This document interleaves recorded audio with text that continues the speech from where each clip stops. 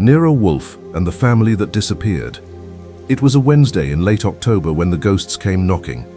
The rain had been falling since noon, not the gentle autumn kind that makes you philosophical, but the cold, vindictive sort that finds every gap in your collar and reminds you that winter is sharpening its knives.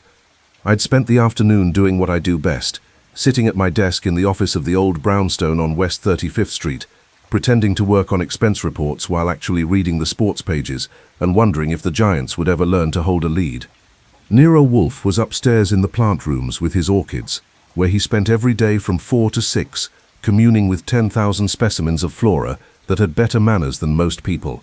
At 6:15, I heard the elevator descend, that familiar mechanical wheeze, and moments later, Wolfe emerged into the office, 278 pounds of genius, give or take a pork chop, settling into the oversized chair behind his desk with the delicacy of an ocean liner docking. He glanced at the stack of unopened mail I'd left on his desk, grunted, and reached for the beer Fritz Brenner had already placed at his elbow. Fritz, our chef and the brownstone's unofficial guardian angel, had a sixth sense for Wolfe's needs. He'd also just finished feeding the 5 Dobermans who served as our security detail, a recent addition to the household that Wolfe claimed was excessive, but never actually countermanded. I heard them now, their claws clicking on the tile floor of the hallway. Caesar, the massive black alpha, padded into the office first, and took his usual position near the corner where he could watch both doors. The others distributed themselves throughout the ground floor with military precision. Mars by the front entrance, Apollo near the kitchen passage, Minerva at the base of the stairs, and Diana, the smallest and quickest, roaming between stations like a patrol officer. Archie. Wolfe's eyes were on the mail. Yes, sir. The bills. On your desk, as always. The invoice from McFadden's Orchid Supply is incorrect. I know. I called them. They blamed their new bookkeeper. They're sending a corrected one. He grunted again, which in Wolf speak meant grudging approval. He was halfway through his first beer when the doorbell rang. It was 6:47 p.m. We weren't expecting anyone. Fritz appeared from the kitchen, wiping his hands on his apron, but I waved him off and went to the door myself. Through the one-way glass panel, bulletproof, like every window in the brownstone, I could see a man on the stoop, late 40s, expensive overcoat, dark with rain, no umbrella. He was hatless, which meant either he'd lost his hat or he was too distracted to remember he owned one. His face had that pinched look people get when they're carrying bad news and can't figure out how to deliver it. Mars had followed me to the entrance and stood at attention, completely silent. The man couldn't see him through the solid door, but he'd know soon enough we weren't the trusting type. I opened the door 4 inches, the security chain still engaged. Yes? Mr. Goodwin. His voice was hoarse, like he'd been arguing with someone all day and lost. That's right. My name is Julian Forsyth. I'm an attorney. I need to speak with Mr. Wolfe. It's urgent. Mr. Wolfe doesn't see people without an appointment. If you'd like to. A family has disappeared. He said it flat, like he was announcing a train schedule. All of them, 5 people, gone without a trace. I've been to the police. They're investigating, but... He paused, water dripping from his nose. I was told Mr. Wolfe is the only man in New York who might actually find them. I studied him through the gap. Expensive suit under the overcoat. Shoes that cost more than most people's monthly rent. But he was shaking, and not just from the cold. Whatever had brought him to our door had rattled him down to his bones. Wait here, I said. I closed the door and returned to the office. Wolfe had opened a book, The Orchid Thief by Susan Orlean, and was already 2 pages in. He didn't look up. A lawyer named Julian Forsyth, I reported, says a family has vanished. 5 people, no trace. The cops are on it but getting nowhere. He wants to hire you. No. Wolfe turned a page. He's standing in the rain. An unfortunate meteorological circumstance, but not my concern. He's scared, not just worried. There's a difference. Wolfe's eyes lifted from the page. He could read me as well as I could read visitors on the stoop. Missing persons are police work, Archie. Time-consuming, speculative, and invariably disappointing. I have no intention of traipsing through Manhattan, interviewing hysterical relatives and incompetent servants. You won't have to traipse. That's why you pay me. I pay you to spare me annoyances, not to create them. One conversation, I pressed. If it's boring, I'll throw him out personally. But something about this smells wrong, and you know I'm good at smelling wrong. Wolfe closed his book with exaggerated patience. Very well. 10 minutes. After that, he becomes your problem to dispose of. I went back to the door and opened it fully this time, stepping aside so Mars could be seen. The dog's dark eyes fixed on Forsyth, with the intensity of a jeweler examining a questionable diamond. "Come in," I said. "Wipe your feet. The dog doesn't bite unless I tell him to, and I only tell him to when people track mud into the house." Forsyth stepped inside, eyeing Mars with the wariness of a man who'd never lived with animals. I took his coat and hat. He'd been carrying the hat in his pocket, crumpled, and hung them in the hall closet. Then I led him to the office. Wolfe was pouring his second beer, the foam rising to exactly the width he preferred. He didn't look up immediately, which was a calculated insult, a test to see if the visitor would break the silence first. Forsyth didn't. He stood in front of the red leather chair, waiting, his hands clasped in front of him like a schoolboy called to the principal's office. Finally, Wolfe gestured to the chair. "Sit." Forsyth sat. I took my position at my desk, notebook open, pen ready. "You are Julian Forsyth?" Wolfe asked. "Yes, I'm a partner at Forsyth, Bradshaw and Kell. We're a corporate law firm, mostly trusts and estates. I've practiced for 23 years. And you have come here because a family has disappeared." The Ashworth family. Forsyth's hands tightened in his lap. Dr. Edmund Ashworth, his wife Juliet, their 2 adult children, Nathaniel, 28, and Iris, 26, and their housekeeper, a woman named Magdalena Rowe, all 5 of them gone. When? Monday evening, we think. The house they live on Riverside Drive, overlooking the Hudson, was discovered empty on Tuesday morning when the gardener arrived for his weekly work. The door was unlocked, no signs of struggle. Dinner had been partially prepared in the kitchen. A pot of soup on the stove turned off. Bread sliced but not served. The table was set for 5. Wolfe drank beer. The police. Inspector Kramer is handling it personally. He's interviewed the gardener, the neighbors, the family's business associates. Nothing. It's as if they walked out together and vanished into the air. People do not vanish into air, Mr. Forsyth. They go somewhere. Have you considered the possibility that they went somewhere deliberately? I have, but there's been no contact, no letter, no phone call, no withdrawal of funds from their bank accounts. Dr. Ashworth's appointments for the rest of the week were never cancelled. He's a psychiatrist. His patients have been calling frantically. And there's this. Forsyth reached into his jacket pocket and pulled out a folded piece of paper.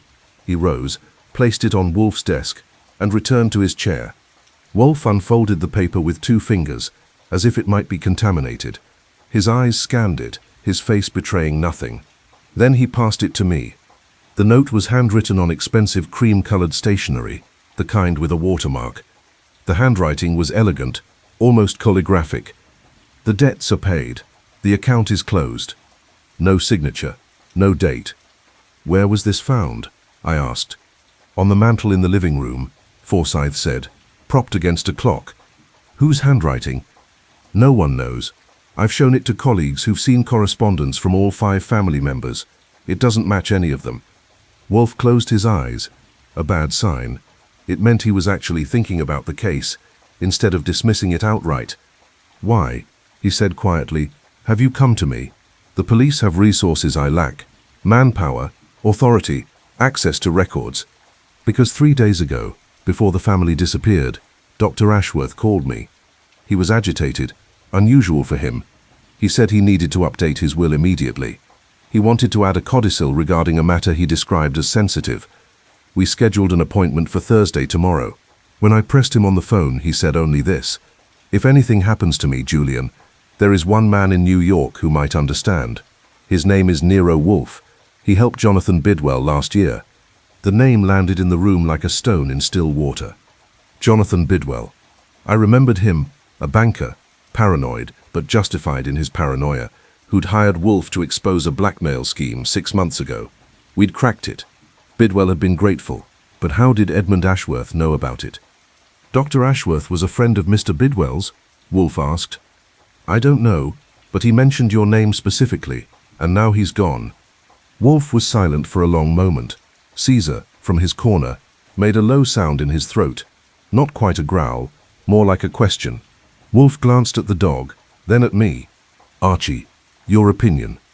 I leaned back in my chair. Either Dr. Ashworth knew something was coming and tried to prepare for it, or someone wanted us to think he did. Either way, it's not boring. No, Wolfe conceded. It is not boring. It is, however, likely to be fruitless. 5 people do not disappear without leaving evidence. If the police cannot find them, it is because someone with considerable resources and planning has taken great pains to ensure they are not found. Which is exactly why I need you, Forsyth said. His voice had an edge now, desperation creeping in. The police are treating this as a missing persons case, but I think I know it's more than that. These people didn't run away. Something happened to them, something deliberate. Wolfe opened his eyes. Your fee structure? I'm prepared to pay $5,000 as a retainer, plus expenses. Make it $7,000, and I will require access to the family's home, their financial records, and interviews with anyone who knew them. You'll take the case? I will consider it. Archie will begin preliminary inquiries tomorrow. If he finds sufficient cause for my involvement, we will proceed. Forsyth's shoulders sagged with relief. Thank you, Mr. Wolfe. Thank you. Do not thank me yet, Mr. Forsyth. I have made no promises. Archie, see Mr. Forsyth out, then return. We have details to discuss. I escorted Forsyth back to the door, helped him into his damp coat, and watched him descend the stoop into the rain. He looked lighter somehow, as if hiring Wolfe had transferred the weight of his burden to someone else's shoulders. When I returned to the office, Wolfe was staring at the note on his desk. Well, I said, we are being watched, Archie. I felt a chill that had nothing to do with the weather. How do you know? Because Mr. Forsyth was followed here. I saw the car through the window when he arrived. A dark sedan, parked 30 yards north. It remained there while he was inside. When he left, it followed him. Why didn't you say something? Because I wanted to see if you would notice. I was busy being hospitable. An error. Never be so hospitable that you forget to watch the street. He paused. Tomorrow you will visit the Ashworth house. Take Caesar with you. And Archie. Yes. Be careful. A family does not vanish accidentally. Someone wanted them gone, and that someone may not appreciate our interest in the matter. I nodded. Outside, the rain continued to fall, and somewhere in the city 5 people were either hiding or dead. Either way, we were going to find them. The next morning arrived cold and grey, the kind of October day that makes you wonder why anyone thought autumn was romantic. I was at my desk by 8, coffee in hand, reviewing the notes from Forsyth's visit. Wolfe wouldn't descend from his bedroom until 9, and even then he'd spend an hour with the morning papers before acknowledging my existence. Fritz was in the kitchen, preparing Wolfe's breakfast. Fresh grapefruit, oatmeal with cream, and the 4 sausages he'd made from scratch the day before. The Dobermans had already been fed and exercised in the small yard behind the brownstone, a fenced area that served as their domain. They were remarkably well-behaved dogs, trained by a former military handler Wolfe had somehow located, and they treated the brownstone like a fortress they'd been assigned to defend. At 9:15, Wolfe descended in the elevator and entered the office. He wore his usual uniform, yellow shirt, brown trousers held up by suspenders, and carpet slippers. He lowered himself into his chair, with the care of a man settling onto a throne. "Good morning," I offered. "Is it?" He glanced at the window, where rain still streaked the bulletproof glass. "This weather is intolerable. The orchids don't mind. The orchids are sensible. They remain indoors." He opened the first newspaper and began reading, his face settling into the expression of a man surveying a world that had disappointed him yet again. I let him read in peace for 20 minutes. Then, about the Ashworth case. There is no Ashworth case. He didn't look up from the paper. There is merely an inquiry, pending further information. Fine. About the Ashworth inquiry. I was thinking I'd head over to their house this morning. Kramer should be done with the scene by now. Inspector Kramer does not complete investigations quickly. He will have left officers there, cataloguing everything from the silverware to the soap. Then I'll charm them into letting me look around. Wolfe lowered the paper. "Archie, I have been considering this matter overnight. I do not believe we should proceed." I stared at him. You took a $7,000 retainer, which can be returned. This case has all the characteristics of a quagmire. 5 people vanished simultaneously, with no apparent motive, no witnesses, and no trace. The police have already applied their considerable resources. What do you imagine we will discover that they have not? The thing they're not looking for, because they don't know it exists. A convenient theory with no supporting evidence. Wolfe, you heard Forsyth. Dr. Ashworth called him 3 days before disappearing and specifically mentioned your name. That's not a coincidence. It is precisely a coincidence until proven otherwise. Dr. Ashworth may have mentioned me for any number of reasons, none of which necessarily connect to his disappearance. I put down my coffee cup.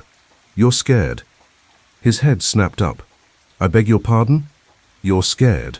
Not of danger. You've never been scared of that. You're scared this case is exactly what it looks like.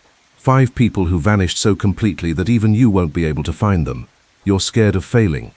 I am scared, Wolfe said easily, of wasting time on a fool's errand when I could be reading a book or eating lunch. The 2 activities are not equivalent in your worldview, I know, but in mine they are both preferable to chasing shadows through Manhattan. We glared at each other across the office. This was familiar territory, Wolfe resisting work, me pushing him toward it. Usually I won by attrition, patience, or the strategic deployment of facts, but this felt different. Wolfe genuinely wanted to avoid this case, and I couldn't quite figure out why. Then Caesar, from his corner, made that low sound again. His head was turned toward the front hallway, ears forward. I stood and moved to the window. The street looked normal, parked cars, a few pedestrians hunched against the wind, a delivery truck double-parked across the way, nothing unusual. But Diana had appeared in the office doorway, completely silent, her dark eyes fixed on the front entrance. Stay here, I told Wolfe, and walked to the front door. Through the one-way glass I saw nothing, but when I opened the door and looked down, there was an envelope on the doormat. Plain white, no postage, no address, just sitting there as if it had materialized out of the rain. I picked it up and brought it inside, calling for Mars to join me at the door. He came immediately, and I sent him out onto the stoop to check the area. He descended the steps, circled the base of the stoop, then returned and sat, which was his signal that the perimeter was clear. Back in the office, I handed Wolfe the envelope. He opened it with a letter opener, his movements precise. Inside was a single photograph, 5 by 7, color. It showed 5 people arranged on a sofa, formal portrait style. I recognized them immediately from the description. Dr. Edmund Ashworth, a distinguished man with silver hair and sharp eyes. Juliet Ashworth, elegant in a dark dress. Their son Nathaniel, lean and intense. Their daughter Iris, beautiful in a cold, calculated way. And Magdalena Rowe, the housekeeper, standing slightly apart from the others, her face kind but cautious. Every face had been crossed out with a red marker. Bold X's, drawn with enough pressure to nearly tear the photograph. Beneath the photo, written in the same red marker, "Stop asking questions." Wolfe set the photograph on his desk and stared at it. His jaw tightened. "Well," I said, "that's not ominous at all." "Someone is monitoring us," Wolfe said quietly. "They knew Forsyth was here last night.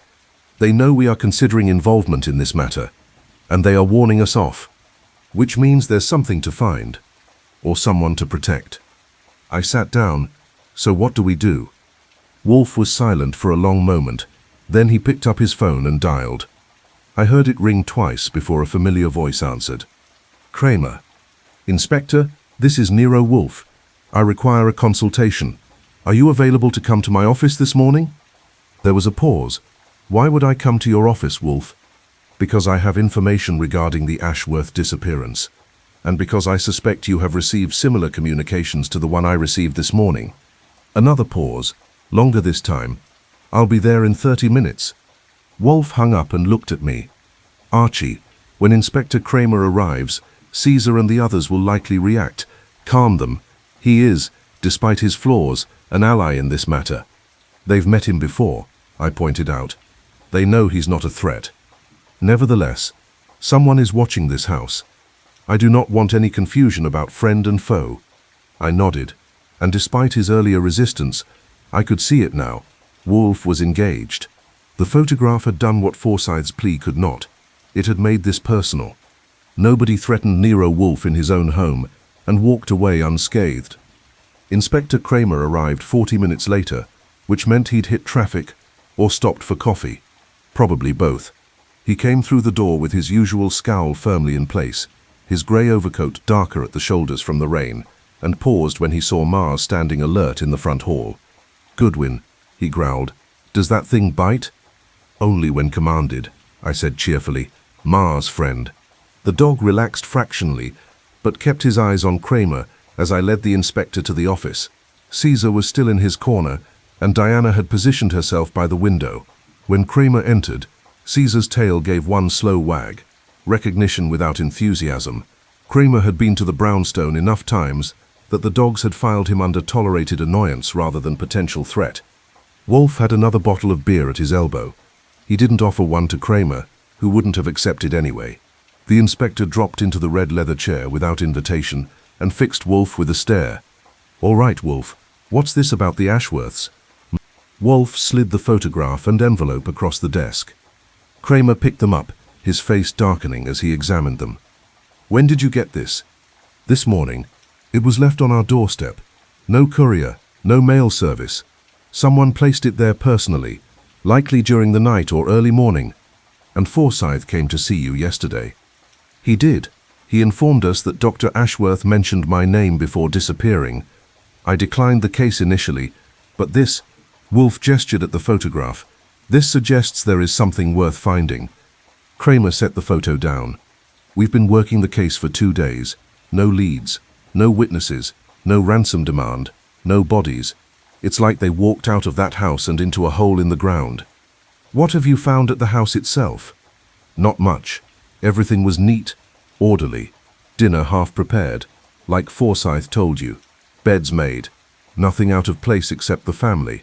We found Dr. Ashworth's wallet in his study, which is unusual.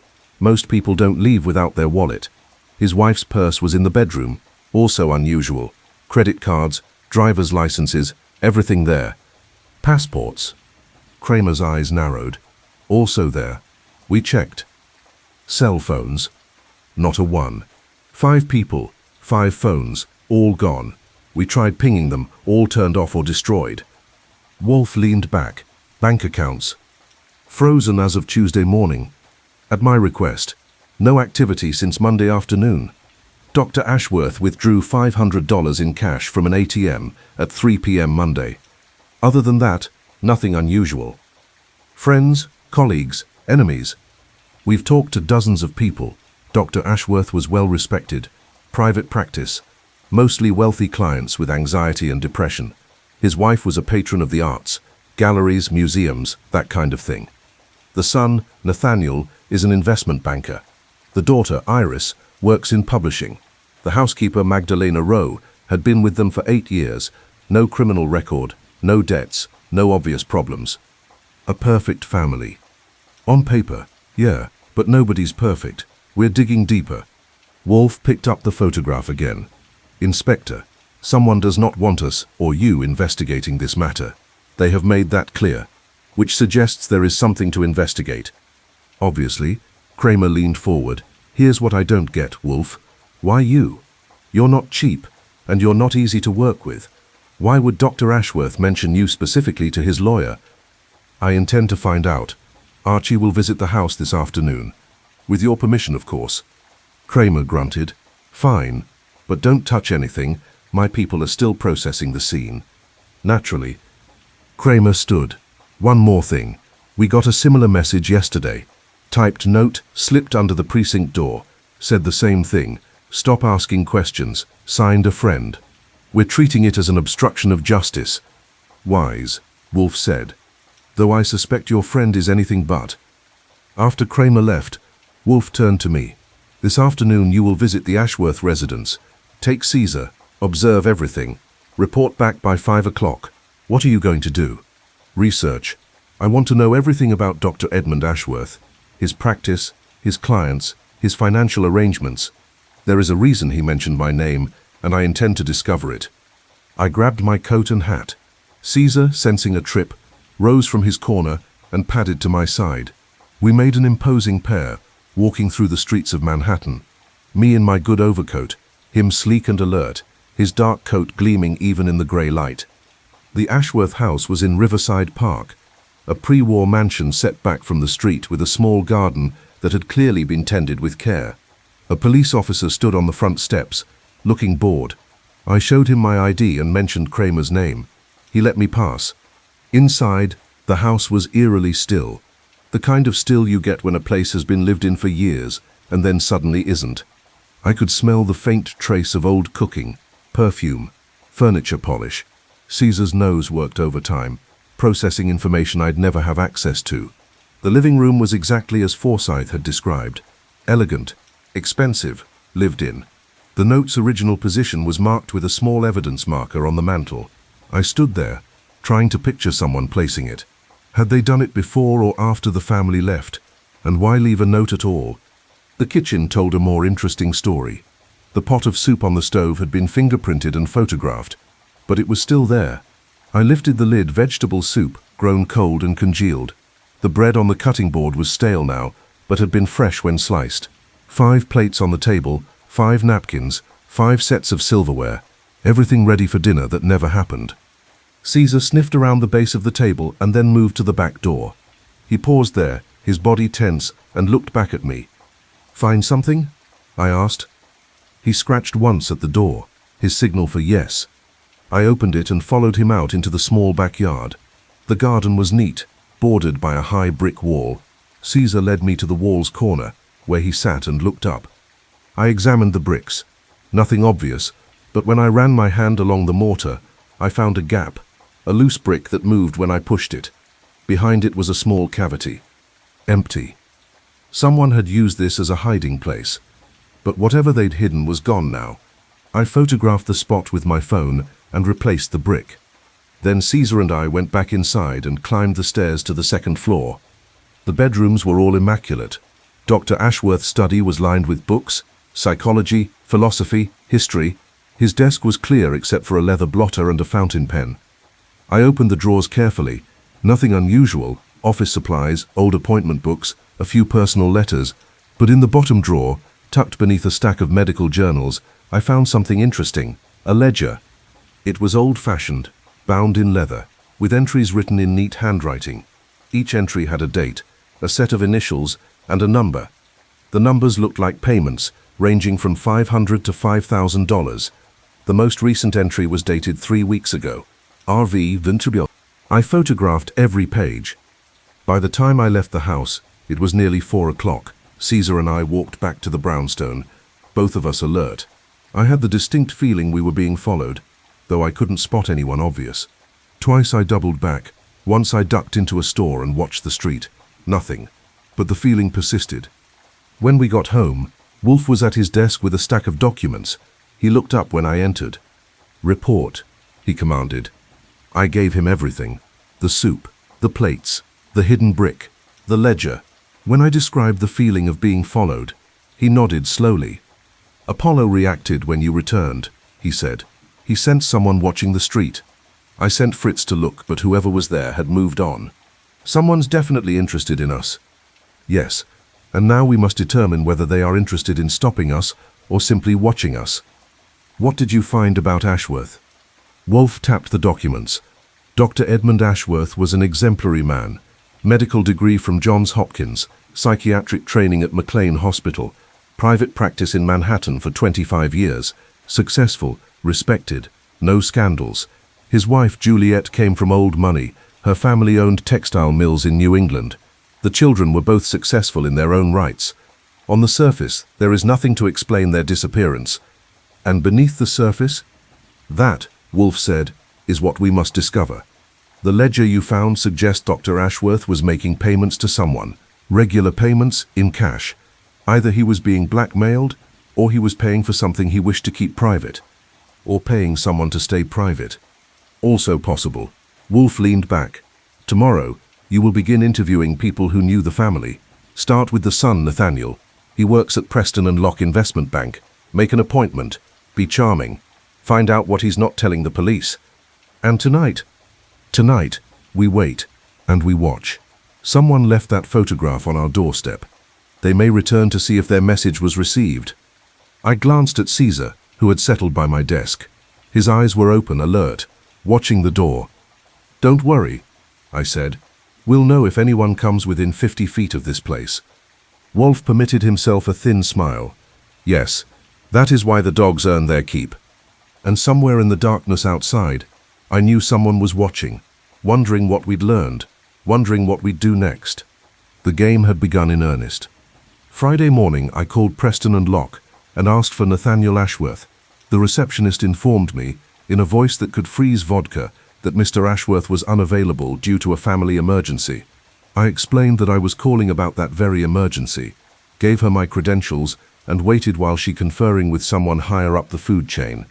90 seconds later, "Mr. Ashworth will see you at 11 o'clock. Please be prompt." I was. Preston and Locke occupied 3 floors of a building in the financial district that looked like it had been designed by someone who thought angles were too exciting. Everything was glass and steel, and corners sharp enough to draw blood. I rode an elevator to the 38th floor and found myself in a reception area decorated in shades of grey, as if color was an unnecessary expense. Nathaniel Ashworth emerged from a conference room at 11:02. He was tall, maybe 6'1", with his father's sharp eyes and his mother's aristocratic bone structure. His suit was black, expensive, and looked like it had been slept in. His tie was loosened. His face had the hollow look of someone who hadn't been eating or sleeping properly. "Mr. Goodwin," he didn't offer his hand. "Let's talk in my office." I followed him down a corridor lined with abstract art that probably cost more than my annual salary. His office had a view of Lower Manhattan and a desk that was disturbingly empty. No papers, no computer, just a phone and a framed photograph of his family. The same family from the photograph someone had marked with red X's. He saw me looking at it. "That was taken last Christmas," my mother insisted. She always insisted on family photographs. "May I sit?" "Please." I sat. He remained standing, looking out the window at the city below. "Inspector Kramer was here Wednesday. He asked questions I couldn't answer. I assume you'll ask the same questions." "Different questions, probably. I'm not a cop." "No. You work for Nero Wolfe." He turned to face me. "My father mentioned him once. Last month. We were having dinner. Just the 2 of us, which was rare." He seemed distracted. Finally he said, "If anything ever happens to me, Nathaniel, there's a detective named Nero Wolfe. Smart man. Very smart. He helped Jonathan Bidwell." I asked what he meant by "if anything happens," and he laughed it off, said he was being melodramatic. "Did you know Jonathan Bidwell?" "I met him at a fundraiser 2 years ago." "That's it. I didn't know he'd hired Wolfe until my father mentioned it." "What did your father do that might require Wolfe's particular skills?" Nathaniel's jaw tightened. "He was a psychiatrist. He listened to people's problems. That's all." "Someone made your whole family disappear, Mr. Ashworth. That's not an all situation. That's an extremely specific situation." He sat down heavily in his chair. "I've been asking myself that question for 3 days. I've gone through everything I know about my father, my mother, my sister. I can't find an answer. We weren't rich enough to kidnap. We weren't important enough to silence. We were just a family. Families don't vanish without reason. Don't you think I know that?" His voice cracked. "Don't you think I've been tearing myself apart trying to figure out what I missed? Some warning sign, some conversation, some indication that something was wrong?" I let him collect himself. Then gently, "Tell me about your mother." "My mother was," he paused, choosing words, "elegant, controlled. She came from a family where emotion was considered vulgar. She supported the arts, attended gallery openings, served on museum boards. She and my father had separate bedrooms. I don't think they'd been in love for years, but they were comfortable with each other." "And your sister?" "Iris is brilliant. Literally. IQ off the charts. She works as an acquisitions editor at Harrison House Publishing. She reads 6 languages. She's also cold as January and twice as sharp. If you asked her to choose between saving a first edition Tolstoy and saving a stranger, she'd save the Tolstoy." "You don't like her much." "I love her. I don't particularly like her. There's a difference." "What about Magdalena Rowe?" "Maggie." His face softened. "She was more of a mother to us than our actual mother. She started as our nanny when Iris was born, stayed on as the housekeeper when we grew up. Kind, patient, fiercely loyal. If my father had secrets, Maggie knew them. She knew everything about that house. Did your father have secrets? Nathaniel looked at me for a long moment. Mr. Goodwin, everyone has secrets. The question is whether those secrets are worth killing for. And your father's? I don't know, but I'm starting to think they might have been. I left Preston and Lock at noon and grabbed a sandwich from a cart before heading to Harrison House Publishing in Midtown. Iris Ashworth worked on the 7th floor, in an office smaller than her brother's but somehow more intimidating. Where Nathaniel's space had been empty and sterile, Iris's was crammed with books, stacks on every surface, overflowing from shelves, piled on the floor in neat towers. The air smelled of paper and old leather. Iris herself was sitting behind her desk, reading a manuscript with the kind of focus that suggested the building could collapse around her, and she wouldn't notice until she finished the chapter. She was beautiful in the way a razor is beautiful. All clean lines and sharp edges. Her dark hair was pulled back in a severe bun. She didn't wear makeup. She didn't need it. She looked up when I entered. Mr. Goodwin. Punctual. I appreciate that. Miss Ashworth. Mr. Ashworth, please. I don't subscribe to the notion that a woman's marital status should be advertised through her title. She closed the manuscript. You're here about my family's disappearance. I've already spoken with the police. Twice. I have nothing new to add. Then this will be a short conversation. I doubt that. She leaned back in her chair. Nero Wolfe doesn't send his assistant across town for short conversations. You want to know what I know? The answer is, not enough. But something. Perhaps. She pulled a file from her desk drawer and slid it across to me. My father kept a journal. Not daily. Sporadically. He'd write entries when something was troubling him. I found this 3 months ago while looking for a book he'd promised to lend me. I read it. I shouldn't have, but I did. I opened the file. Inside were photocopies of journal entries, all in the same neat handwriting I'd seen in the ledger. The entries were dated over the course of 2 years. I scanned the first few. March 15. The weight of other people's secrets is becoming unbearable. I am a vault they trust will never open. But vaults have keys. June 3. RV. Made another payment. The terms remain the same. I wonder if this will ever end. October 12. I saw them at the opera last night. They pretended not to recognize me. Perhaps that's for the best. Who's RV? I asked. I don't know. My father never wrote full names. He was protecting them, I suppose.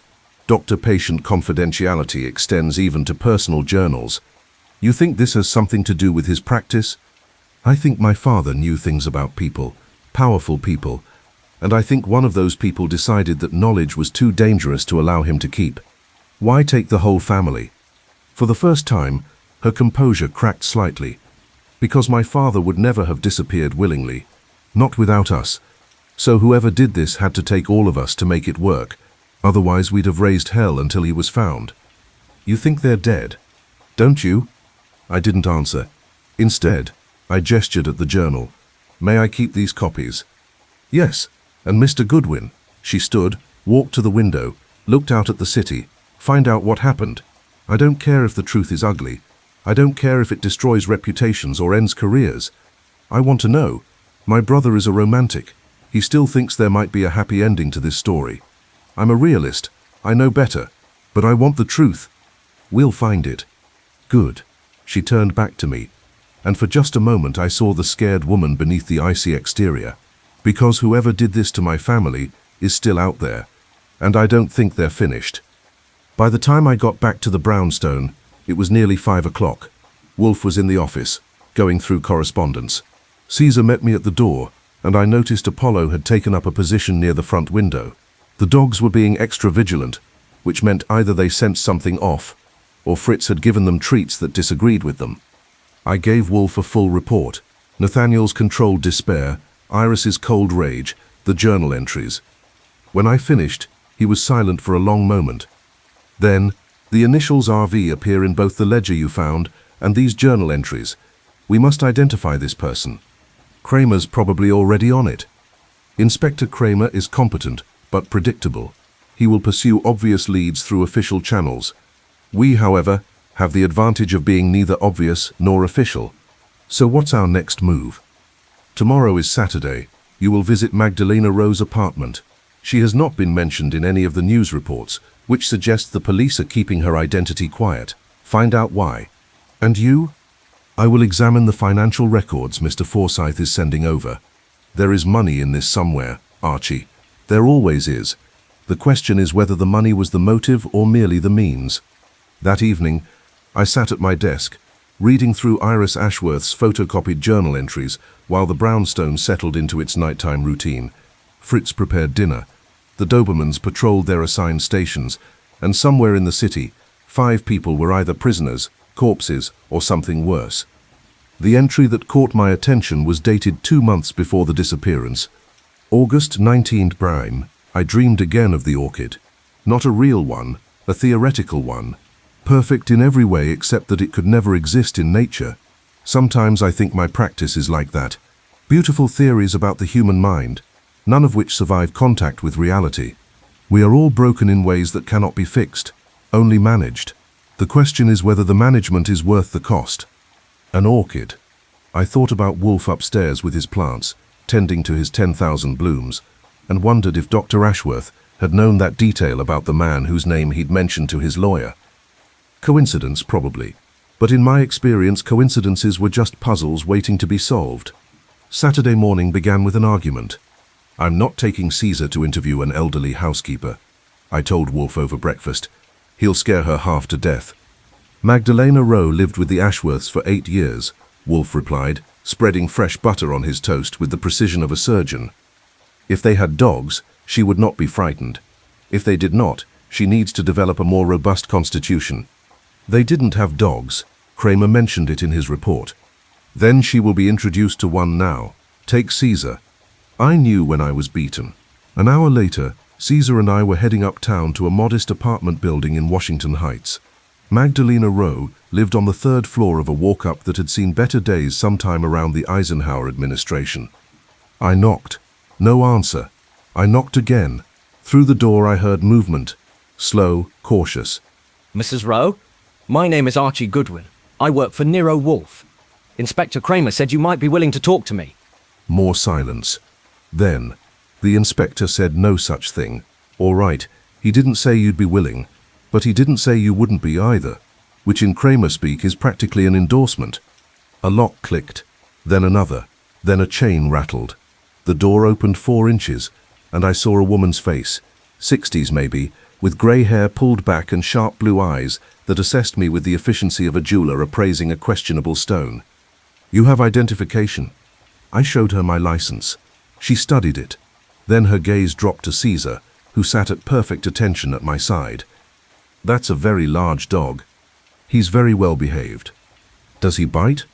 Only when I tell him to. She almost smiled. Almost. Then she opened the door fully. 5 minutes, and the dog stays in the hallway.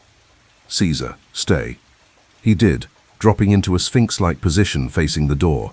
I followed Miss Rowe inside. The apartment was small but immaculate. 2 rooms, kitchen efficiency, everything arranged with the kind of order that suggested a lifetime of service. She gestured to a chair at a small dining table and sat across from me. You want to know about the Ashworths, she said. It wasn't a question. I want to know what happened to them. Then you want more than I can give you. I don't know what happened. I wasn't there. But you were there every other day for 8 years. 8 years, 2 months, and 16 days. She folded her hands on the table. I kept track. I'm a record keeper, Mr. Goodwin. It's what I do. Tell me about Dr. Ashworth. He was a good man. Troubled, sometimes, distant, but good. He treated me with respect, which is more than I can say for most employers. Troubled how? She hesitated. He carried other people's pain. I think that's what psychiatrists do. They carry it so their patients don't have to. But Dr. Ashworth was carrying too much. The last few months I could see it wearing on him. Did he mention anyone specifically? Someone who concerned him? Not by name, but there were phone calls, late at night, after the family had gone to bed. He'd take them in his study. I could hear his voice through the door. Not the words, but the tone. He was frightened. Of what? I don't know. But about a month ago, he started keeping his study locked. He'd never done that before. I thought about the ledger I'd found. Miss Rowe, did you ever see Dr. Ashworth with large amounts of cash? Her eyes narrowed. Once, 3 weeks ago. I came into the house early. I have a key and caught him counting bills in the kitchen. Must have been $2,000 or $3,000. He saw me, turned red, stuffed it all into an envelope, said it was for a charity. But Dr. Ashworth wasn't a good liar. What do you think it was for? Payment. For silence, maybe. Or for information. I worked in houses like that for 40 years, Mr. Goodwin. Rich people always have secrets. Dr. Ashworth was paying to keep his buried. One more question. The night they disappeared, Monday, were you supposed to be there? No. I had Mondays off. I'd arrive Tuesday morning to straighten up from the weekend. She paused, but I did get a phone call that evening. Around 7. Private number. No one spoke, just breathing. Then they hung up. You think it was related? I don't believe in coincidences, Mr. Goodwin. Do you? I stood to leave, but she raised a hand. One thing you should know, she said. The Ashworths weren't a happy family. They were a performance of a happy family. Dr. Ashworth and his wife barely spoke. Nathaniel couldn't stand his mother. Iris thought everyone beneath her, including her own relatives. The only thing holding them together was habit and money. Then why stay with them for 8 years? Because Dr. Ashworth needed someone watching over them. He knew they were falling apart.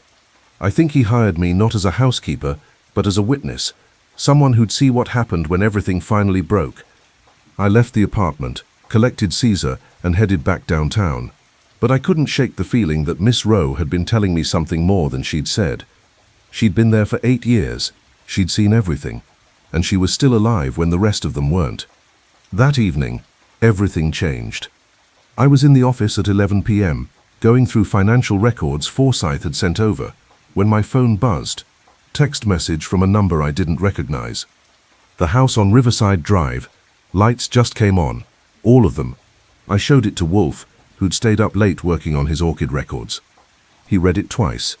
Inspector Kramer? Has to be. Who else would be watching the house? Call him. I did. Kramer answered on the first ring, sounding wide awake and angry. I just got a report from the officers watching the Ashworth house. Every light in the place just turned on, all at once. We're on our way, I said. Don't. I hung up. Wolfe was already rising from his chair, which was remarkable. Wolfe never went anywhere after dark unless the situation was literally life or death. Archie, bring Caesar and Mars. Alert Fritz that we're leaving. If anyone approaches the brownstone while we're gone, he's to call Inspector Kramer immediately. 10 minutes later, I was driving Wolfe's sedan uptown, Caesar in the back seat, Mars riding shotgun with his head out the window. We reached Riverside Drive in 15 minutes. The street was lined with police cars, lights rotating but sirens off.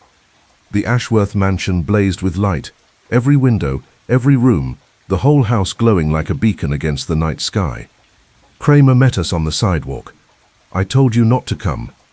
You suggested we not come, I corrected. There's a difference. He glared at me, then at Wolfe, who was surveying the house with narrowed eyes. Have your men entered? Wolfe asked. 2 officers went in 5 minutes ago. They're still inside. And they're reporting that everything looks exactly the same as when we processed the scene. Nothing moved, nothing disturbed. The lights just... Electrical malfunction? That's what I thought. But the utility company says there's been no surge, no outage, nothing unusual about the power supply. Someone turned those lights on manually, which means someone is inside, or was inside. We've got the building surrounded. If anyone tries to leave, we'll grab them. Wolfe stepped closer to the house, his head tilted slightly. I knew that look. He was thinking, processing, assembling pieces of a puzzle I couldn't yet see. Inspector, he said quietly, when your officers entered the house, did they notice any scent? Anything unusual? Scent? Kramer frowned. Yeah, actually. They mentioned smelling perfume. Something floral. Lilac?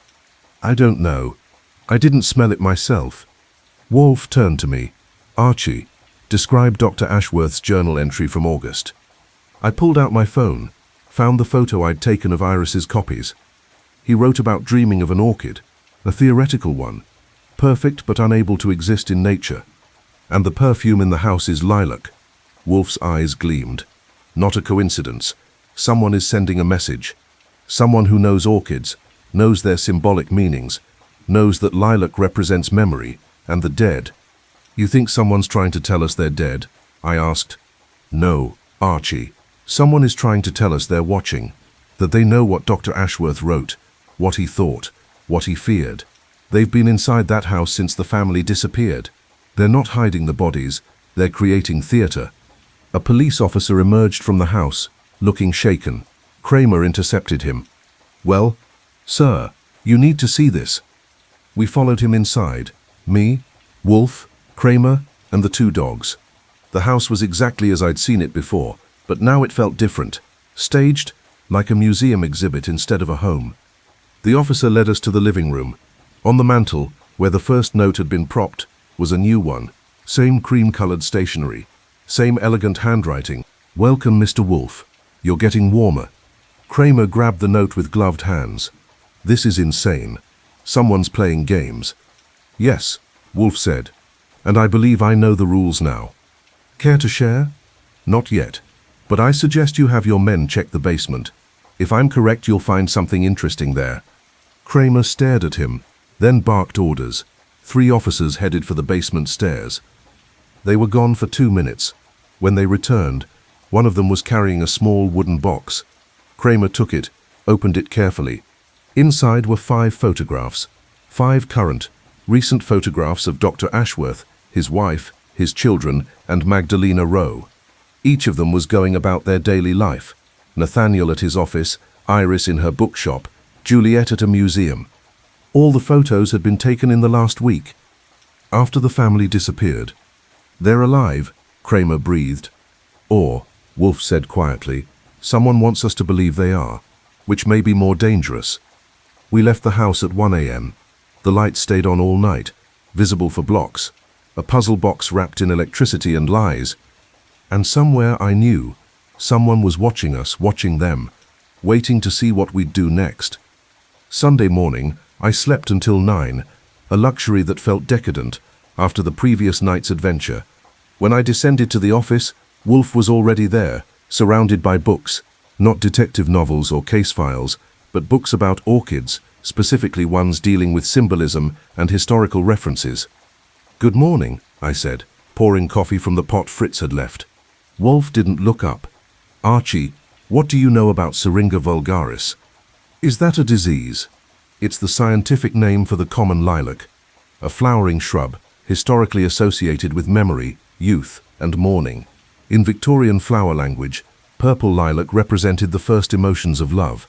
White lilac symbolized youthful innocence. He closed one book and opened another. But more relevant to our case, dried lilac has been used historically to scent spaces where the dead are honored. So whoever left that perfume in the house was sending a message about death, or memory, or both. He finally looked at me. Dr. Ashworth wrote about orchids in his journal. Someone responded with lilac. The two are not botanically related, but symbolically they connect: beauty, memory, things that cannot be preserved. You think Dr. Ashworth is dead? I think Dr. Ashworth is the key to 5 disappearances. Whether he is dead, imprisoned, or in hiding remains to be determined. I sat at my desk. So what's our next move? I have been reviewing the financial records Mr. Forsyth provided. There are several anomalies. First, Dr. Ashworth maintained 3 separate bank accounts, one for household expenses, one for his practice, and one whose purpose is unclear. The third account shows regular withdrawals of cash, always on the 15th of each month, ranging from $2,000 to $5,000. This pattern has continued for 18 months. The payments in the ledger. Precisely. Second, his wife's trust fund, inherited from her family, shows unusual activity. 3 months ago, she transferred $50,000 to an offshore account in the Cayman Islands. No explanation in the records. Did Kramer find this? If he did, he hasn't mentioned it, which suggests either his investigation is proceeding more slowly than ours, or he's keeping information to himself. Which is it? I suspect both. Inspector Kramer is methodical, but he's also territorial. He will not share findings unless forced to. The phone rang. I answered. Nero Wolfe's office. Mr. Goodwin, this is Patricia Hammond. I'm the curator at the Metropolitan Museum of Art. I understand you're investigating the disappearance of the Ashworth family. That's correct. I need to speak with you. Today, if possible, I have information about Juliet Ashworth. I glanced at Wolfe, who nodded. I can meet you this afternoon. Say 2 o'clock. The museum will be crowded. Meet me at the loading dock on 81st Street, staff entrance.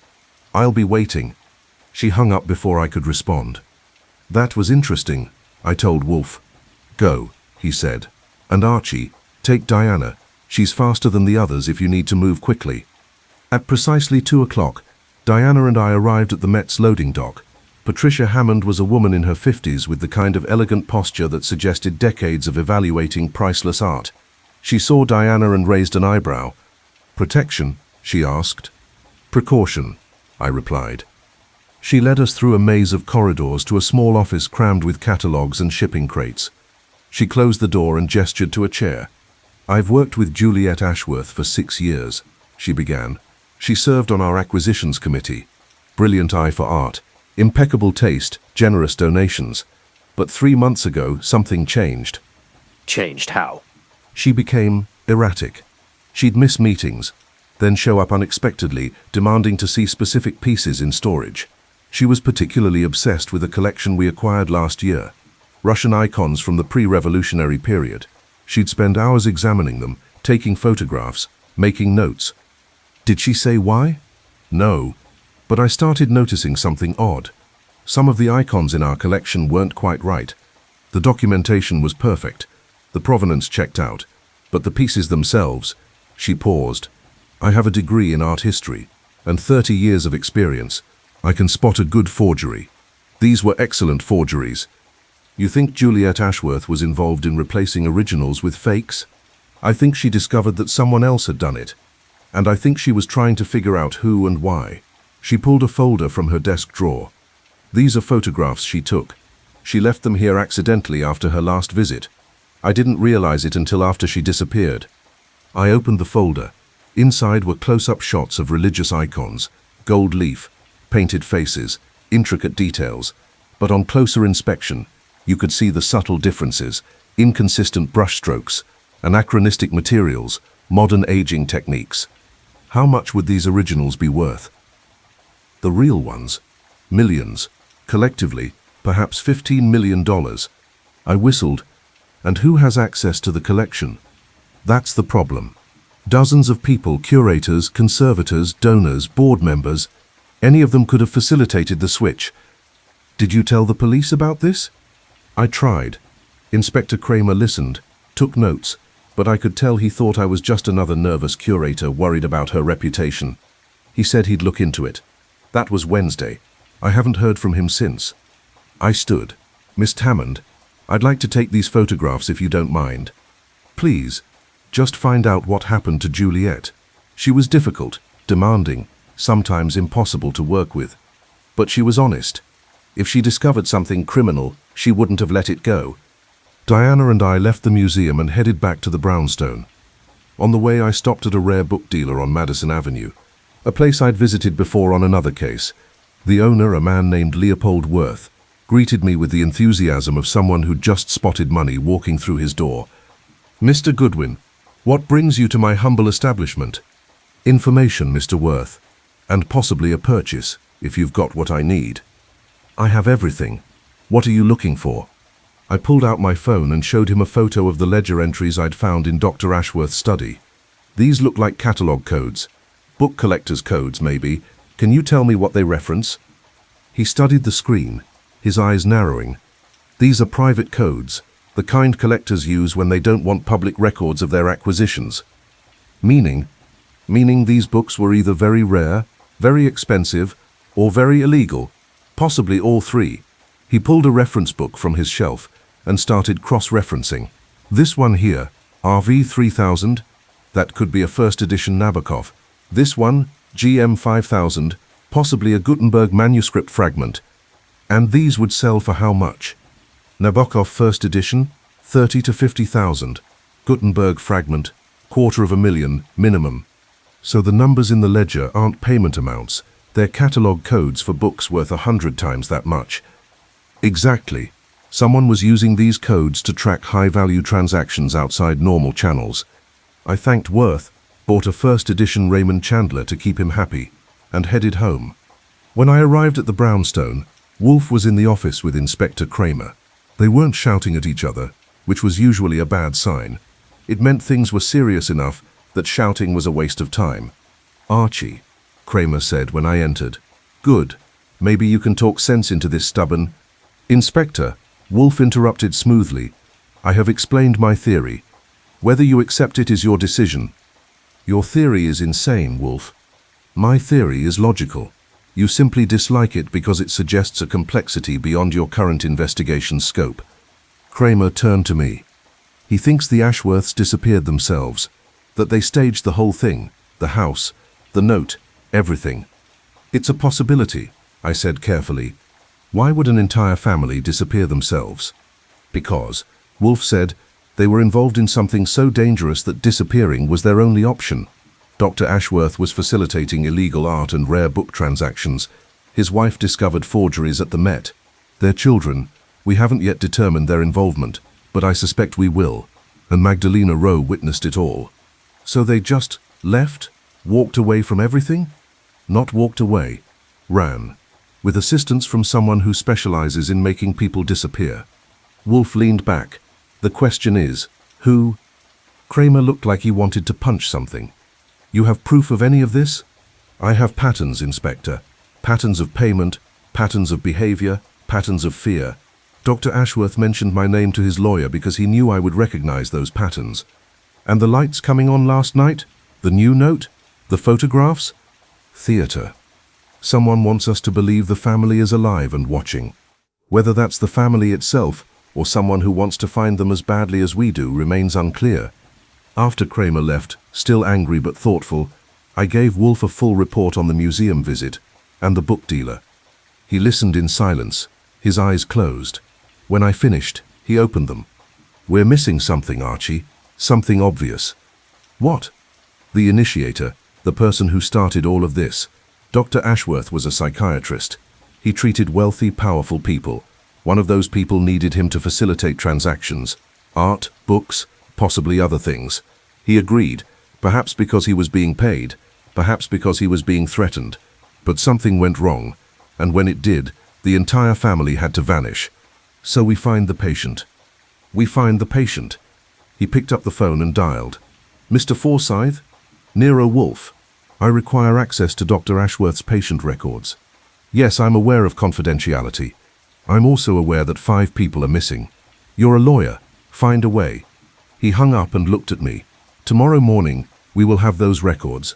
And then, Archie, we will find our ghost." Monday afternoon, Julian Forsyth arrived at the brownstone, carrying a leather briefcase that looked like it had been through a war. His face had aged 10 years since I'd first met him, and I wondered if trying to balance attorney-client privilege with 5 missing people had finally broken something inside him. Wolfe was in his chair, a bottle of beer at his elbow, when Forsyth was shown into the office. Minerva had taken up position near the visitor's chair, watching, assessing, her dark eyes missing nothing. Forsyth sat without being invited and dropped the briefcase on his lap, like it was evidence of his own failure. "I've brought what I could. It's not much." "Explain." "Dr. Ashworth kept meticulous records, but he also kept them encrypted. His office computer is password protected with encryption. I can't break. His physical files are in a storage facility that requires biometric access, his fingerprint. Without him, I can't get in." "What did you bring?" Forsyth opened the briefcase and pulled out a thin folder. His appointment calendar for the last 2 years. Names, dates, session times. No notes on what was discussed. Those are in the encrypted files, but at least you can see patterns. Wolfe took the folder and opened it. I moved to stand behind him so I could see. The pages were filled with neat entries, times blocked out in hourly segments. Most of the names meant nothing to me, but a few jumped out. R. Vaughan, every other Tuesday, 3 p.m. G. Morrison, monthly, first Thursday. L. Keller, weekly, Fridays at 5 p.m. R.A. Vaughan, I said. R.A.V. from the ledger. "Most likely," Wolfe agreed. He flipped through more pages. Mr. Forsyth, are you familiar with any of these names? Some. Vorney's was a financier, handled investments for several old money families, died 6 months ago. Heart attack. Convenient timing. I thought so too. Morrison? I don't know. Keller is a gallery owner. High-end art, mostly European pieces. Wolfe closed the folder. I need to speak with Morrison and Keller. Arrange it. I can't just... You can, and you will. Tell them Dr. Ashworth's disappearance requires reviewing his recent business dealings. Tell them it's related to insurance, estate settlement, anything plausible, but arrange the meetings. Forsyth nodded weakly. When? Tomorrow, here. Morrison at 2, Keller at 4, and Mr. Forsyth, don't tell them about each other. After Forsyth left, I turned to Wolfe. You think one of them is involved? I think both of them are involved. The question is whether they're victims or perpetrators. The next afternoon, Gerald Morrison arrived at 2:07. He was a small man, late 50s, with the nervous energy of someone who'd spent his life afraid of being caught doing something wrong. He barely glanced at Minerva before taking the red leather chair. I don't understand why I'm here, he said before Wolfe could speak.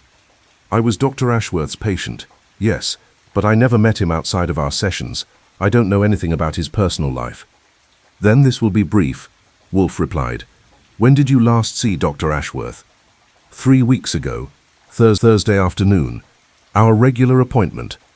And the nature of your sessions? I'm not discussing that. Doctor-patient confidentiality. Dr. Ashworth is missing, Mr. Morrison. Confidentiality becomes less relevant when the doctor has vanished. Morrison's jaw tightened. I saw him for anxiety, panic attacks, stress from work. What kind of work? I'm an auditor. I work for... He stopped himself. I work in financial services. And your appointments with Dr. Ashworth, did you pay cash or insurance? Cash. My insurance wouldn't cover psychiatry, and I didn't want it on my medical records. How much per session? $300. Wolfe picked up the ledger I'd found. Yet Dr. Ashworth's records show you making payments of $5,000 monthly, far more than your sessions would cost. Morrison went white. I don't know what you're talking about. I think you do. I think Dr. Ashworth was providing you with more than therapy. Perhaps financial advice, perhaps access to certain transactions, perhaps both. This is absurd. I'm leaving. He stood. Minerva didn't growl, but she did stand as well, positioning herself between Morrison and the door, not threatening, just present. Sit down, Mr. Morrison, Wolfe said quietly, or I will call Inspector Kramer and explain what I've found. I suspect the police will be less courteous in their questioning. Morrison sat, his hands shaking. You don't understand. I didn't have a choice. Explain. 2 years ago, I discovered irregularities in one of my clients' accounts. Major irregularities. Money being moved through shell companies, fake invoices, false documentation. I reported it to my supervisor. He told me to forget I'd seen anything. When I refused, I started receiving threats. Anonymous calls, letters, a break-in at my apartment. Nothing stolen, just a message. Who was the client? I can't tell you that. You can and will. If I do, I'm dead. If you don't, I'll ensure you're prosecuted for whatever role you played in Dr. Ashworth's disappearance. Morrison stared at Wolfe, then at me, then at Minerva, who was still watching him with those unblinking dark eyes. Regina Lassiter, he whispered, owns half the commercial real estate in Manhattan. Old money, old power, very dangerous. She was using her holdings to launder money for overseas accounts. Dr. Ashworth helped me cope, and he helped me document everything in case I needed protection. Where is this documentation? I don't know. Dr. Ashworth kept it. He said it was insurance for both of us. Wolfe dismissed him with a wave. Morrison practically ran from the office. At 4 o'clock, Lucinda Keller arrived. She was the opposite of Morrison, confident, composed, dressed in a way that suggested she'd spent more on her outfit than most people spent on rent. She glanced at Minerva and smiled. Beautiful dog, Doberman. Yes? Yes. I considered getting one, but my apartment isn't suitable for large breeds. She sat gracefully. Now, Mr. Wolfe, Why am I here? Dr. Edmund Ashworth. You were his patient. I was. For about a year.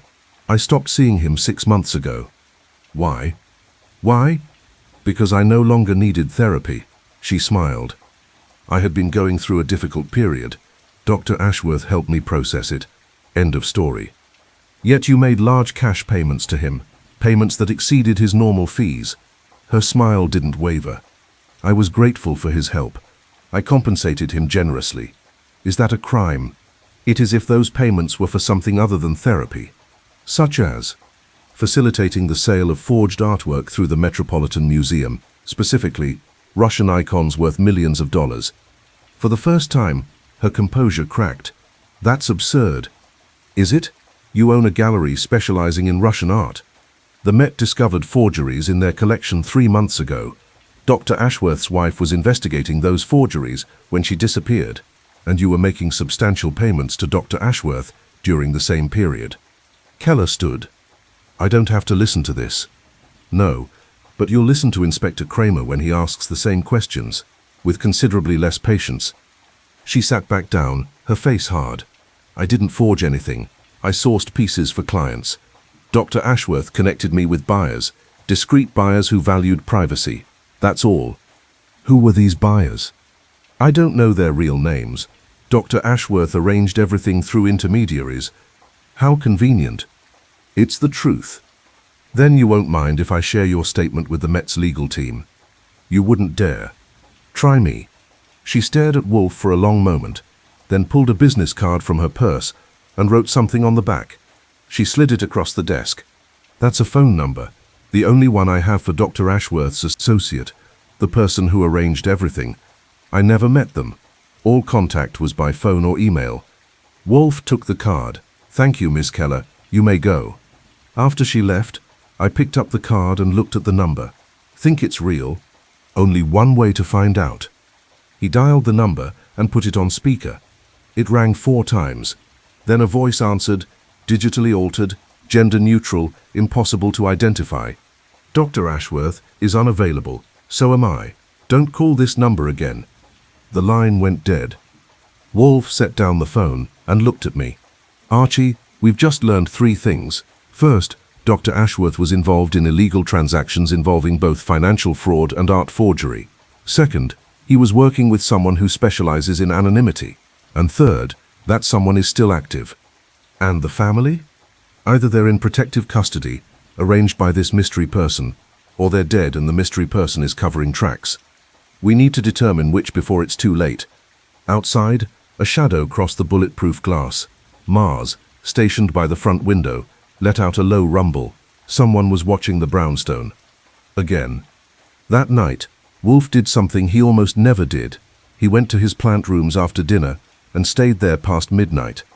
I found him on the 3rd floor, among his cattleyas, examining a bloom with the kind of focus most people reserve for fine art or moral crises. He didn't look up when I entered. You're going to tell me, I said, that orchids have something to do with this case. No, I'm going to tell you that orchids are predictable. They respond to light, water, temperature in ways that can be measured and controlled. People, unfortunately, are not orchids. Deep thoughts for a Tuesday night. It's nearly Wednesday. He touched a petal. Dr. Ashworth wrote about orchids in his journal. He said they were impossible, perfect but unable to exist in nature. He was wrong, of course. Orchids exist precisely because they're imperfect. They adapt, compromise, form symbiotic relationships. It's humans who insist on perfection, and humans who suffer for that insistence. You think Dr. Ashworth was trying to be perfect? I think he was trying to protect people while serving their worst impulses. An impossible position. He finally turned to face me. I've been thinking about our mystery caller. The one with the altered voice. That level of operational security suggests military or intelligence background. Someone trained to disappear people. Like a spy. Like someone who specializes in extraction, witness protection without the government oversight. Private, expensive, and highly illegal. You think the Ashworths hired someone to disappear them? I think Dr. Ashworth realized his situation had become untenable. He was facilitating crimes for dangerous people. His wife had discovered part of it. His children were either involved or about to be endangered. So he did the only logical thing. He arranged for all of them to vanish before someone else made them vanish permanently. But the photographs at the house, the lights coming on, that was someone else. Yes, someone who either wants to find the family or wants us to believe they're still in the city. Either way, it's a distraction. I leaned against a growing table. So what's the plan? Tomorrow, we set a trap. We tell people, specific people, that we've found Dr. Ashworth, that he's alive and willing to talk. Then we see who comes looking for him. That's dangerous. Yes. And if the wrong person shows up? That's why we have 5 Dobermans and you have a gun. Wednesday morning, I made 3 phone calls. First to Julian Forsyth, telling him we'd located Dr. Ashworth in a safe house upstate. Second to Gerald Morrison, claiming Dr. Ashworth had documents he wanted to return. Third to a journalist I knew at the Times, feeding him a rumor that the Ashworth case was about to break wide open. By noon, the trap was set. By 3 p.m., someone had taken the bait. I was at my desk when Fritz appeared in the office doorway, his face pale. "Archie, there's a car outside. It's been parked there for 30 minutes. The same car from last week." I moved to the window. Dark sedan, tinted windows, no front plate. The kind of car that screams official business, but doesn't specify which kind of official. Caesar had already positioned himself by the door, and I could hear Mars pacing in the hallway. "Wolfe." "I see it." He picked up his phone and dialed Kramer. "Inspector, I need officers at my brownstone immediately. We have a situation." "Yes, I'm serious. Send whoever you have available." He hung up and looked at me. "How long for Kramer's people to arrive?" 10 minutes if they're close, 20 if not. Then we wait, and we watch. 5 minutes later, the car door opened. A woman stepped out. Late 40s, athletic build, wearing a dark suit and sunglasses, despite the overcast sky. She walked to our front steps with the confidence of someone who'd been here before. The doorbell rang. "Should I answer?" I asked. "Not yet. Let her ring again." She did. Then a third time, each ring more insistent than the last. Finally, Wolfe nodded. I went to the door, Mars at my side, and opened it 4 inches with the chain still engaged. "Yes? My name is Special Agent Catherine Reed, FBI."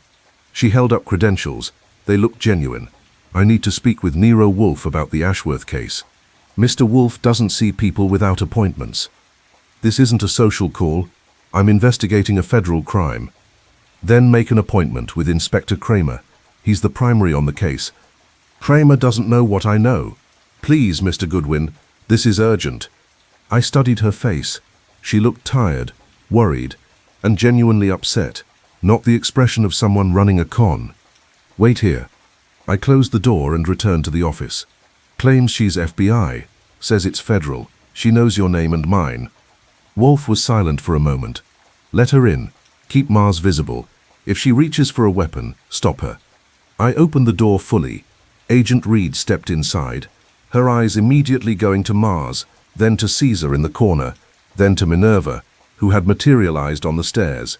She smiled slightly. "You're well protected. We prefer to be careful." In the office, she took the red leather chair and removed her sunglasses. Up close, I could see the stress etched in her face. Too many sleepless nights, too many impossible problems. "Mr. Wolfe, I'm going to be direct. The Ashworth family is part of an ongoing federal investigation, one we've been running for 2 years."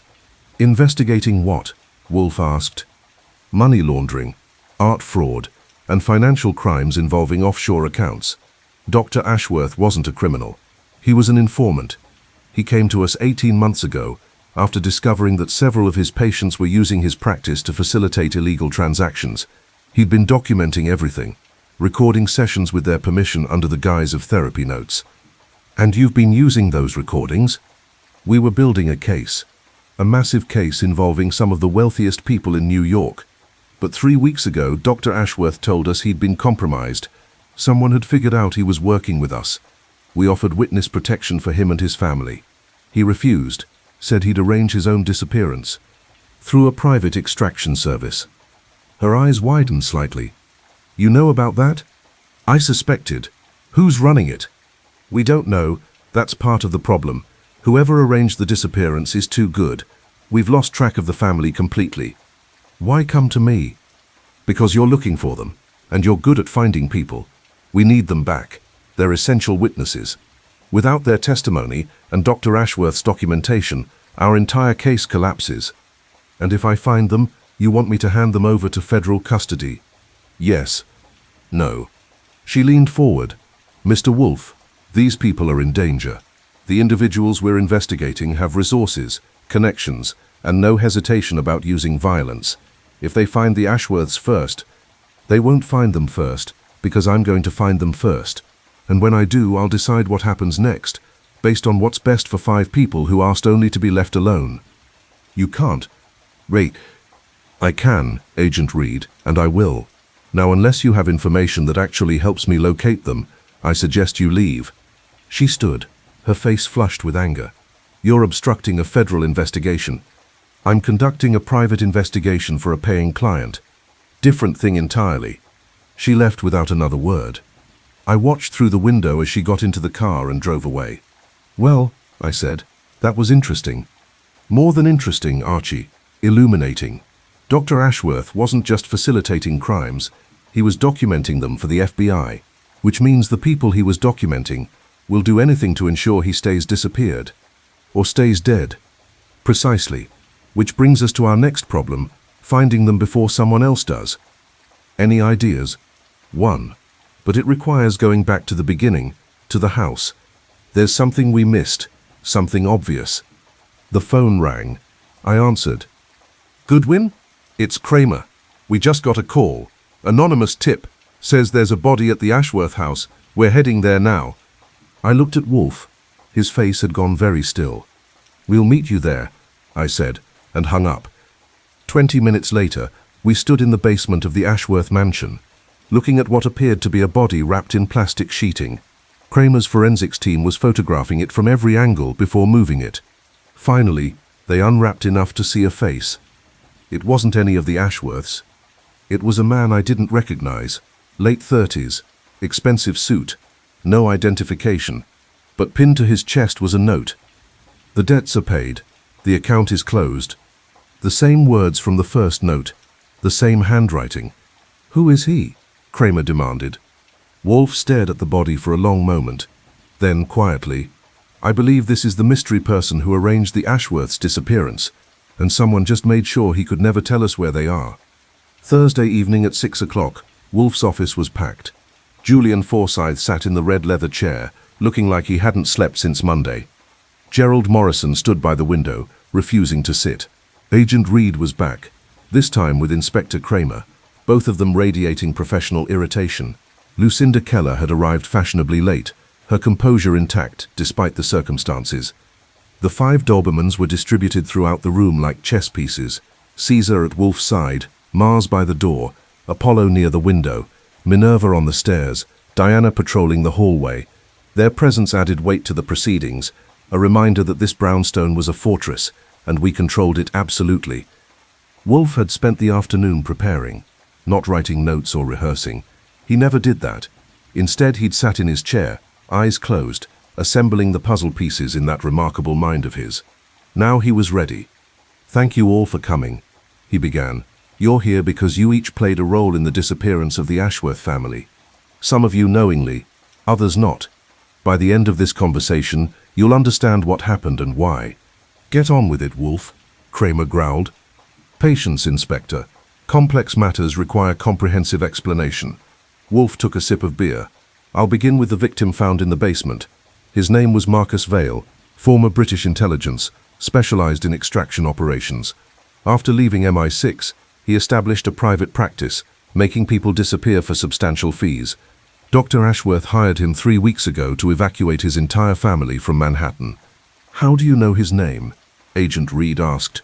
I have resources, Agent Reed, as do you. The difference is, I'm willing to share my findings. Wolfe gestured to me. I pulled out a folder and distributed copies. Marcus Vale, 41 years old, operated under multiple aliases. Clients included witnesses, whistleblowers, and the occasional fugitive with enough money to afford his services. His fee for a family of 5 would have been approximately $500,000. Morrison spoke up. Where would Dr. Ashworth get that kind of money? An excellent question. The answer is, he didn't have it. Not initially. Wolfe leaned back. Dr. Edmund Ashworth was a respected psychiatrist who made a comfortable living treating wealthy patients, but 3 years ago, he made a mistake. He agreed to help one of those patients, Regina Lassiter, facilitate transactions that were, to put it mildly, illegal. Keller's face went pale. How did you... Miss Lassiter owns extensive real estate holdings in Manhattan. She used those holdings to create a network of shell companies for money laundering. Mr. Morrison here discovered the scheme while auditing her accounts. When he tried to report it, he was threatened. He turned to Dr. Ashworth for help, initially just therapy, later for documentation that might protect him. Dr. Ashworth started recording everything, Agent Reed said. That's when he came to us. Correct.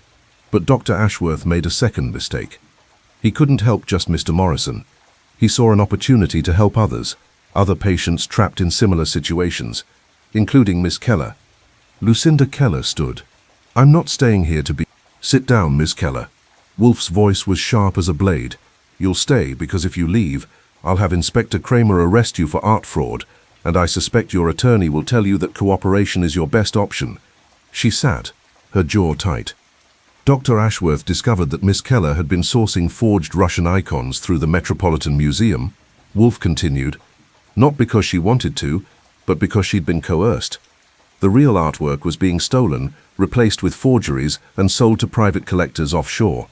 Miss Keller was merely the intermediary, and like Mr. Morrison, she was terrified. Who was forcing her? Kramer demanded. The same person forcing Mr. Morrison, Regina Lassiter. She had discovered that blackmail and coercion were far more profitable than merely laundering money. She collected secrets, leveraged them, and built an empire on other people's fear. Where's the proof? Agent Reed asked. In Dr. Ashworth's files. The encrypted files no one has been able to access. Wolfe looked at Forsyth. Tell them. Forsyth cleared his throat. I received a package this afternoon, delivered by courier. Inside was a flash drive and a note in Dr. Ashworth's handwriting. The note said, if you're reading this, I'm already gone. Give this to Nero Wolfe. He'll know what to do. He pulled the flash drive from his pocket and set it on Wolfe's desk. The files are encrypted, Forsyth continued, but the note included the password. I've reviewed the contents. They're extensive. Recordings of therapy sessions, but also recorded phone calls, emails, financial transactions, everything Dr. Ashworth collected over 18 months. And? Kramer prompted. And it implicates Regina Lassiter in multiple federal crimes. Money laundering, art fraud, extortion, conspiracy. Enough to put her away for the rest of her life. Wolfe nodded slowly. Dr. Ashworth knew he was sitting on dynamite. He'd collected evidence against one of the most powerful women in New York. He'd also collected evidence against her associates, her co-conspirators, her clients. He gave it to the FBI, hoping they'd protect him. But the FBI couldn't guarantee protection for his entire family, so he made alternate arrangements. He hired Vale, I said, paid him with money from Regina Lassiter herself. Regular cash payments Dr. Ashworth had been collecting as therapy fees, but were actually extortion payments Lassiter was making to ensure his silence. Wait, Morrison said. Dr. Ashworth was blackmailing Regina Lassiter. No. He was documenting her blackmail of others and using her own money to fund his family's escape. Poetic justice, I'd say. Agent Reed was shaking her head. This is insane. Where did they go? Where are they now? Wolfe took a long drink of beer. That Agent Reed is the question that has consumed us for the past week, and the answer is both simpler and more tragic than anyone anticipated. He stood rare for him during these revelations and walked to the window. Caesar rose to follow him, always protective, always near. 3 days ago, we found Marcus Vale's body in the Ashworth house basement. Inspector Kramer's forensics team has confirmed he died approximately a week ago, which means he died before the Ashworth family disappeared, not after. That reverses the timeline entirely. Kramer frowned.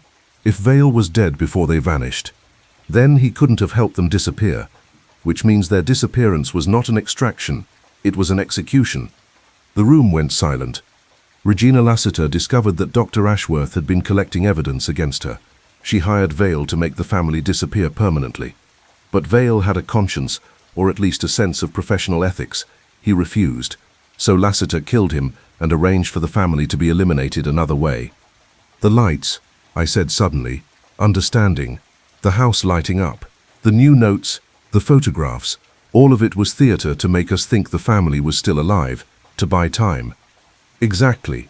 Lassiter needed us to chase shadows while she cleaned up loose ends. The body in the basement was meant to be found eventually, proof that someone had tried to help the Ashworths and failed. But she made a mistake. "What mistake?" Keller asked.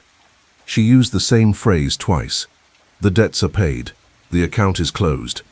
Once in the original note at the house, once pinned to Vale's body. But those phrases mean different things in different contexts. The first note suggested the family had settled their affairs and left. The second suggested someone was settling accounts permanently. "So where's the family now?" Kramer demanded. Wolfe returned to his chair, settling his bulk carefully. "Inspector, when did you last check the garden behind the Ashworth house?" "The garden? 2 days ago. Why? Did you excavate beneath the rose bushes?" Kramer's face went white. "No. Then I suggest you do so. Immediately. I believe you'll find 5 graves, shallow but sufficient. Regina Lassiter had them killed Monday evening, buried in their own garden, and then spent the rest of the week creating the illusion they were still alive." Agent Reed pulled out her phone and started making calls. Kramer was already heading for the door. "Wait," Forsyth said, his voice breaking. "You're saying they're dead? All of them? You're certain?" "I am rarely certain of anything, Mr. Forsyth, but the evidence points in only one direction. Regina Lassiter has extensive resources, no conscience, and every reason to eliminate anyone who could destroy her. The Ashworth family was a liability she couldn't afford." "Then why the elaborate charade?" Morrison asked. "Why not just let us think they left?" "Because she needed time. Time to retrieve Dr. Ashworth's documentation. Time to eliminate witnesses. Time to establish alibis. The charade kept law enforcement focused on a missing persons case instead of a murder investigation. By the time we discovered the truth, she'd be far away, or at least protected by lawyers and plausible deniability." "So what now?" Keller asked quietly. "Now Inspector Kramer excavates the garden and finds bodies. Agent Reed arrests Regina Lassiter on federal charges. You 3. Wolfe gestured at Morrison, Keller, and Forsyth, provide testimony in exchange for immunity, and I return to my Orchids, satisfied that justice, while delayed, has not been denied." That night, after everyone had left, I sat at my desk while Wolfe finished his 3rd beer. The Dobermans had settled into their evening positions, Caesar at Wolfe's feet, the others distributed throughout the brownstone like sentries. "Do you think Kramer will find them?" I asked. "Yes. Regina Lassiter was methodical, but not perfect. She made mistakes, and those mistakes will bury her. Literally." "Indeed?" He set down his empty bottle. "Archie, this case has reminded me why I dislike missing persons investigations. The answer is rarely pleasant." "No, but at least the answer is real." "Yes, that's something." The phone rang at midnight. "Kramer." "We found them," he said, his voice flat with exhaustion and grief. "All 5, just where Wolfe said they'd be. Preliminary examination suggests they died Monday evening. Single gunshot wounds, execution style, quick and professional." "What about Lassiter?" "FBI picked her up an hour ago. She's already lawyered up, claiming she has alibis for Monday night. But with Dr. Ashworth's documentation and the testimony Wolfe's lined up, she won't walk away from this." "Good. Wolfe was right about everything. I hate that." "He knows." Kramer hung up. I relayed the conversation to Wolfe, who had stayed up specifically to hear it. He listened without expression, then nodded once. "Tomorrow we'll call Mr. Forsyth and close the account. The case is solved. Not exactly a happy ending. No, but an honest one. And sometimes that's all we can offer." Friday morning was cold. The kind of November cold that makes you want to stay in bed forever. I didn't. By 8 o'clock I was at my desk, typing up the final report for Julian Forsyth, while Wolfe took his breakfast upstairs. The brownstone felt different somehow. Quieter, heavier, like it was processing everything that had happened over the past 8 days. The Dobermans seemed to feel it too. They'd been restless all night, checking doors and windows even more frequently than usual. Caesar had barely left Wolfe's side since the revelation, as if he understood that his human was carrying something particularly heavy. At 10 o'clock, Forsyth arrived to collect the report and settle his account. He looked older than when we'd met. Grief and guilt had aged him a decade in a week. Fritz showed him to the office, and I handed him the bound report. He sat in the red leather chair without being invited, something he'd never done before. "I should have known," he said quietly. "I represented Edmund for 15 years. I should have seen the danger." Hindsight is 20/20, Mr. Forsyth, and Dr. Ashworth went to considerable lengths to hide what was happening. He mentioned Nero Wolfe's name because he knew you'd figure it out. He trusted you with his family's truth more than he trusted me.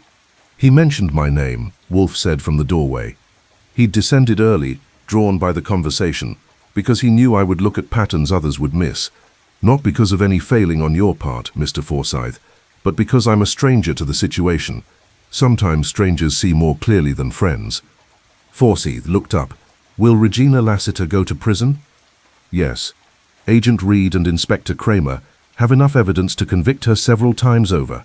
The flash drive Dr. Ashworth left contains recordings of her extorting multiple victims, arranging fraudulent transactions, and explicitly threatening the Ashworth family. Combined with the physical evidence, the graves, the forensics, she has no viable defense. And the others? Morrison? Keller? They'll testify in exchange for immunity. They're victims, not villains. The FBI understands that distinction." Forsyth pulled out his checkbook. "I owe you the balance of your fee. You owe me nothing beyond what has already been paid. The case is closed. Consider the account settled." "Mr. Wolfe." "Mr. Forsyth." Wolfe's tone was final. "I solved a murder, not a miracle. 5 people died because someone valued money over human life. No fee I charge can balance that equation. Take your report, inform the estate, and spare yourself further guilt. You hired me because you cared about those 5 people. That's more than most would have done." After Forsyth left, I made coffee and sat at my desk while Wolfe opened the morning paper. We read in companionable silence for 20 minutes. Then, "Archie." "Yes?" "This was an ugly case. They all are when you get down to it." "True, but this one was uglier than most. A family destroyed because one man tried to do the right thing. Dr. Ashworth collected evidence against a criminal. That was brave. It was also fatal. Sometimes bravery and stupidity are indistinguishable until the outcome reveals which it was. You think he should have left it alone? I think he should have given the evidence to the FBI and disappeared immediately. Instead, he tried to be methodical, careful, thorough. He gave Regina Lassiter time to realize she was being documented. That delay killed him and everyone he loved." I set down my coffee. "So what's the lesson? Don't be brave. The lesson is that courage without strategy is suicide." Dr. Ashworth was intelligent, compassionate, and well-intentioned. None of that saved him.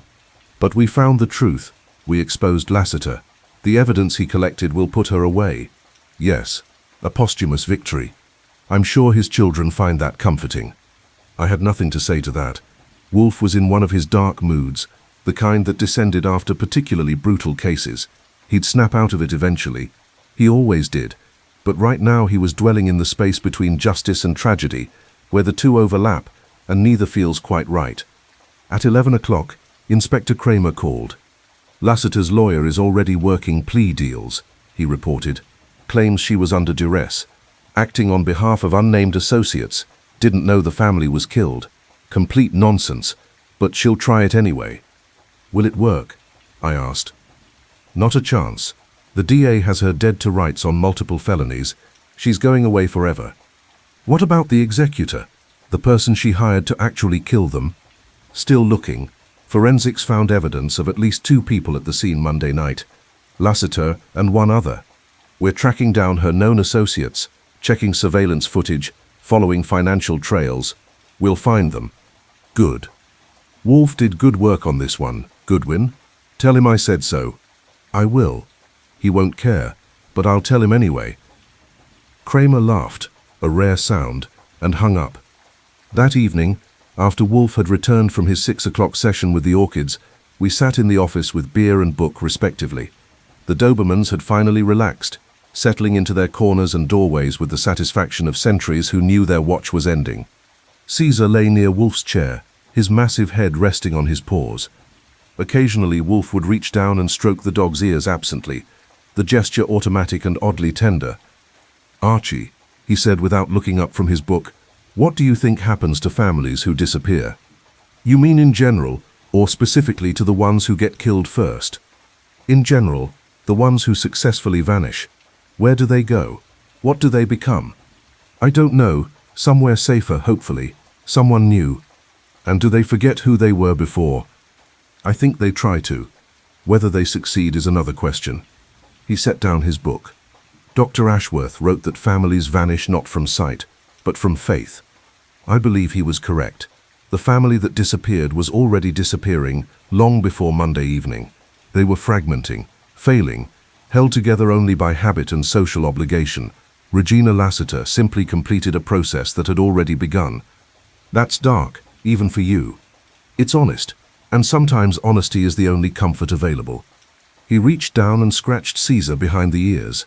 The dog's tail gave a single thump against the floor, contentment in its simplest form. "The dogs know something we don't," Wolfe continued.